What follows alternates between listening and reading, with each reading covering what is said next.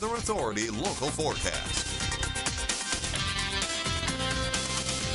All right, we're at the early stages of some active weather here in the desert Southwest that could actually roll on into Saturday. More on that in just a few seconds. But first and foremost, your RV World Yuma Sky Cam giving you some haze there in the background. You got the murky overtones.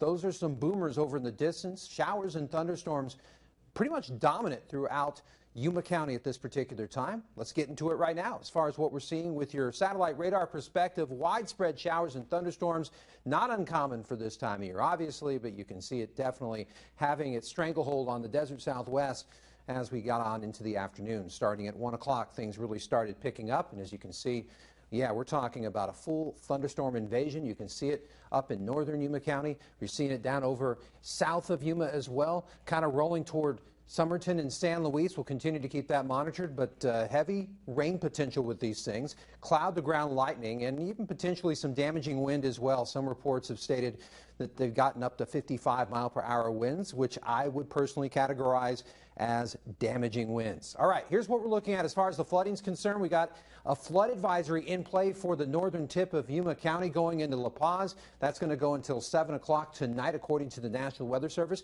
And they've had about a half to a full inch of water so far. But again, we live in such a deserty climate that there's nowhere for the water to go. So in other places, half an inch isn't a big deal. But for us, it's a huge deal, again, because of nowhere else to go. It doesn't sink into the ground very fast. Here's what we're seeing temperature-wise, though.